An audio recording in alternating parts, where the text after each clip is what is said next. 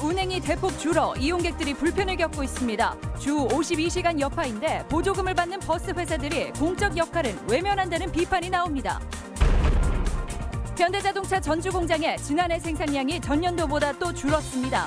자동차 산업에 불어닥친 위기가 현대차 전주 공장에도 미치고 있습니다.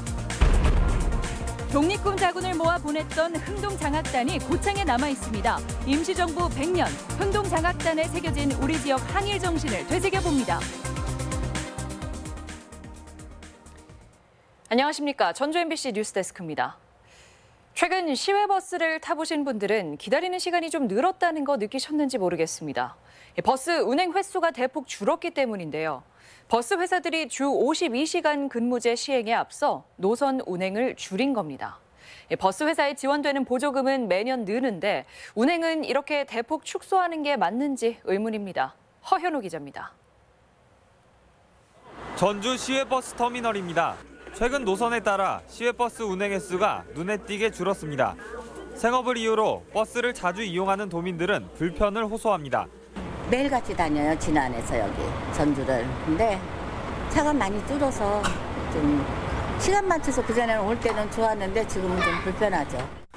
전주에서 남원으로 가는 시외버스는 5개 노선에서 하루 14번이나 운행이 줄었습니다. 또 전주에서 남원, 구례 등을 거쳐 화엄사로 가는 버스는 아예 운행이 폐지됐고 안양이나 부천 등 시외 지역의 운행도 줄었습니다. 지난 한 해 줄어든 도내버스는 모두 42회. 해마다 인구 감소로 버스 운행이 줄긴 하지만 10회 미만이었던 예년에 비해 지난해 운행 감소 폭은 이례적으로 많았습니다. 이는 다름 아닌 주 52시간 근무제 도입 때문입니다. 52시간인지 아시죠? 5일하고 이틀씩 하려면 우리가 한 인원이 420명 정도 필요해요.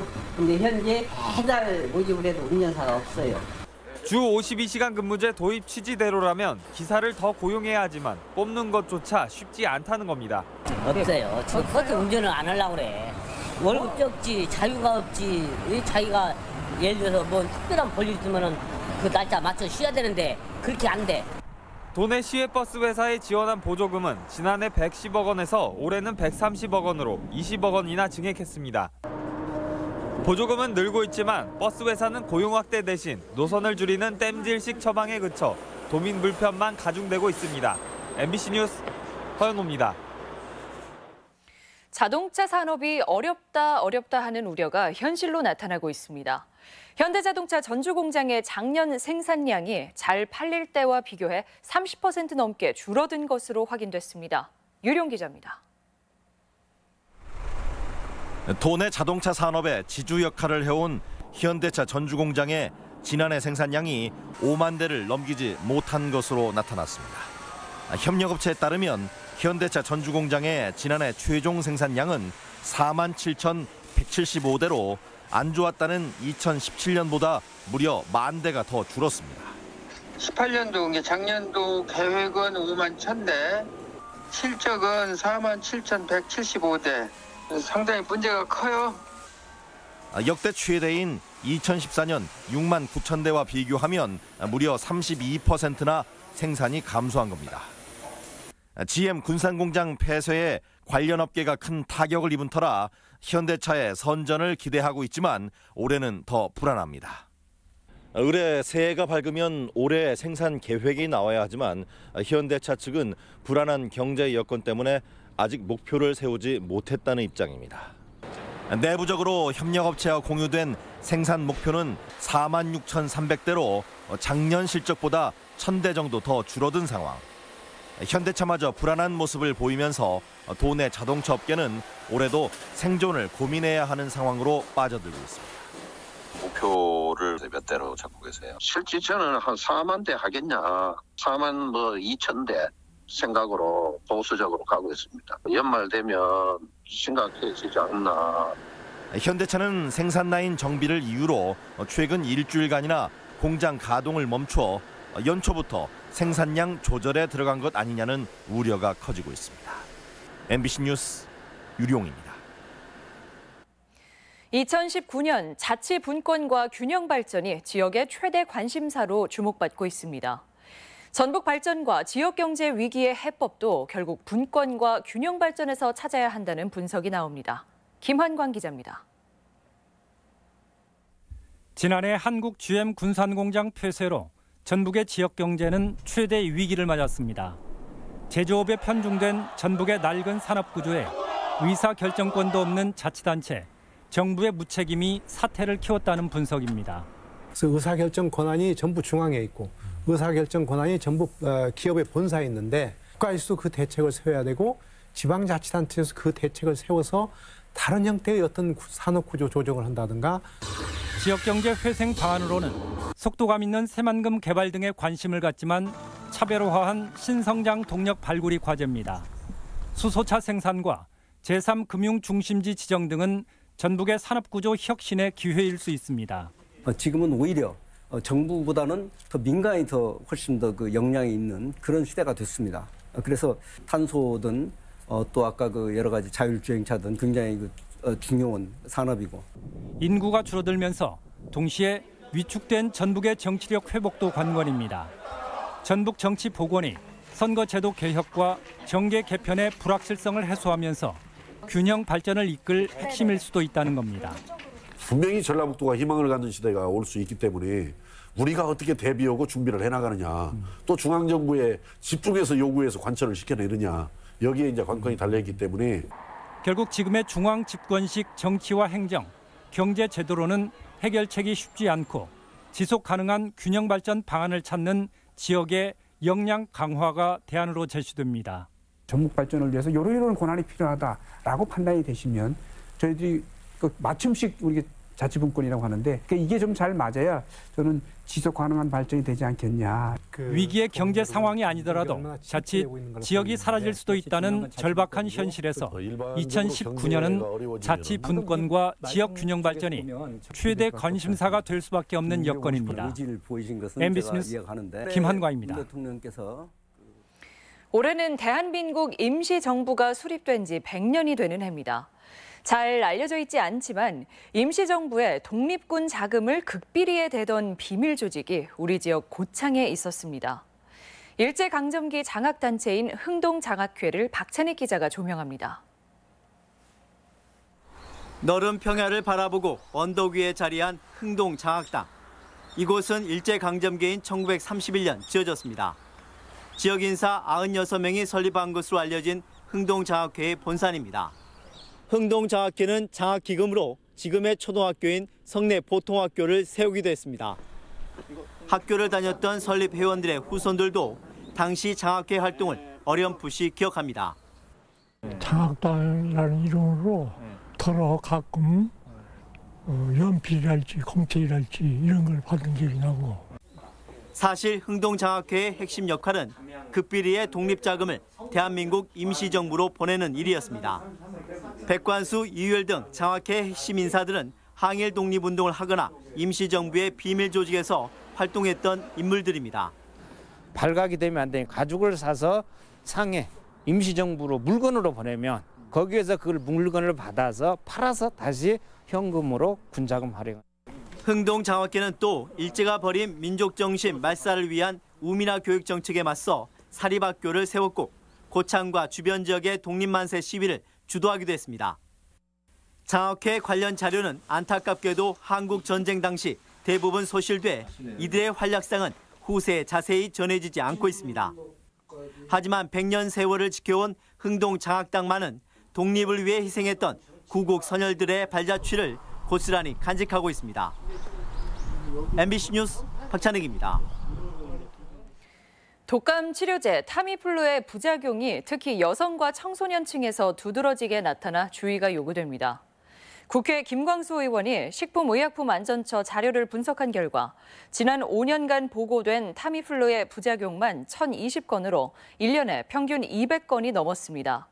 연령별로는 19세 미만 청소년층이 전체의 3분의 1이 넘는 33%로 65세 이상 13%를 훨씬 앞질러 가장 많았고 확인된 성별로는 여성이 65%였습니다. 조류 인플루엔자 AI 항원이 잇따라 검출돼 검역이 강화되고 있습니다. 전라북도는 지난 26일 군산 금강 주변 야생 조류 분변에서 검출된 조류 인플루엔자 AI 항원은 저병원성으로 확인됐다고 밝혔습니다. 하지만 겨울 철새가 계속 날아들고 AI 항원 검출도 잇따라 가축 방역 상황실을 24시간 가동하고 철새 도래지와 가축 사육 농가 방역은 지속하기로 했습니다. 국가식품 클러스터 지원센터가 국제적 신뢰성을 높이는 계기를 마련했습니다. 식품 클러스터 지원센터에 따르면 최근 한국 인정기구인 콜라스 인정을 획득해 식품과 미생물 7개 분야 전 세계 89개 시험기관과 동등한 효력을 갖게 됐습니다. 콜라스가 인정한 국제 공인 시험기관의 성적서는 전 세계적으로 통용되기 때문에 입주 기업들의 시험 비용을 크게 줄일 수 있습니다. 오늘의 간추린 뉴스입니다. 전북은행이 성인용 패딩 점퍼와 아동용 네이 등 방한복 700여 벌을 독거노인과 아동 보육시설 등에 전달했습니다. 이 밖에도 올겨울 전북은행은 김장김치와 연탄, 겨울이불 등을 불우이웃에게 전달했습니다. 전주시가 올해부터 출산 이후 늘어나는 쓰레기 봉투 부담을 줄여주기 위해 출산 가정에 쓰레기 봉투를 지원합니다. 특히 둘째 아이 이상 출산 가정, 장애인, 미혼모는 소득과 관계없이 지원하기로 했습니다. 정읍에서 설날 장사 씨름 대회가 열립니다. 정읍시 체육회는 대한씨름협회와 협약을 맺고 다음 달 1일부터 6일까지 정읍에서 2019 설날 장사 씨름 대회를 개최하기로 했다고 밝혔습니다. 임실군의 임실앤 치즈 축제가 문화체육관광부 지정 우수 축제로 선정됐습니다. 임실군은 이번 선정으로 1억 7천만 원의 인센티브를 받게 됐다며 부족함을 보완해 더 발전한 축제로 거듭나겠다고 밝혔습니다. 간추린 소식이었습니다. 이번에는 희망 2019 나눔 캠페인 성금을 저희 전주 MBC에 맡겨주신 분들 소개해드립니다. 송하진 전라북도지사와 직원들이 524만 3,950원 보내주셨습니다. 성금을 보내주신 분들께 감사드립니다. 겨울철 폭설 피해 발생에 대비한 풍수해 보험 가입이 요구됩니다. 전라북도는 오는 3월까지가 폭설 피해 취약 기간이라며 이달 말까지 시군별 노후주택의 실태 조사와 함께 풍수해 보험 가입을 홍보하기로 했습니다. 도내에서는 최근 10년간 폭설로 220억 원의 재산 피해가 났는데 풍수해 보험에 가입하면 피해액의 최대 90%를 보상받을 수 있습니다. 대중교통 서비스 개선 방안으로 콜버스 운행이 확대됩니다. 전라북도는 올해 농산 어촌 지역 맞춤형 교통복지 사업인 행복 콜버스 사업비를 작년보다 20억 원이 늘어난 100억 원으로 증액했습니다. 행복 콜버스 운행 대수도 지난해 기준 23대로 전국에서 가장 많았는데 올해는 전주와 완주, 무주, 장수 등에 20대를 추가로 늘릴 계획입니다. 프로농구 전주 KCC가 4연승에 도전하고 있습니다. 전주 KCC는 이 시각 전주 실내체육관에서 창원 LG와 시즌 4번째 맞대결을 벌이고 있습니다. KCC는 시즌 첫 3연승을 하는 등 최근 5경기에서 4승 1패를 기록하며 초반 부진을 딛고 단독 5위에 올라섰습니다. 전북현대가 수비진을 보강했습니다. 전북현대는 일본 제1리그 사간도스에서 뛴 중앙 수비수 김민혁과 강원 FC의 골키퍼 이범영을 영입했습니다. 앞서 전북은 경남 FC에서 최영준을 데려와 허리를 보강했고 수비진 강화를 위해 추가 영입을 추진하고 있습니다. 전라북도 출연기관에 대한 경영평가가 본격화합니다. 전라북도는 올해 경영평가 대상으로 전북개발공사와 14개 출연기관, 6개 보조기관 등 21곳을 확정하고 이달 안에 위탁기관을 선정해 11월까지 평가를 실시할 계획입니다. 평가는 경제산업지원과 사회문화복지지원, 효율화 점검 등 3개 유형으로 나눠 실시하고 결과는 기관장 인사와 기본 연봉 책정, 성과급 지급 등에 반영됩니다. 익산시가 시민 청원 제도를 새로 도입해 민의를 적극 반영하기로 했습니다. 익산시에 따르면 시 홈페이지에 시민 청원 게시판을 구축하고 청원 접수 후 30일 동안 1,000명 이상의 지지를 받을 경우 처리 결과를 공식적으로 답변합니다. 시는 전산 시스템 구축을 위한 준비 작업을 마치는 대로 제도를 시행한다고 밝혔습니다. 올해부터 청소년 생리대 지원이 바우처 방식으로 바뀝니다.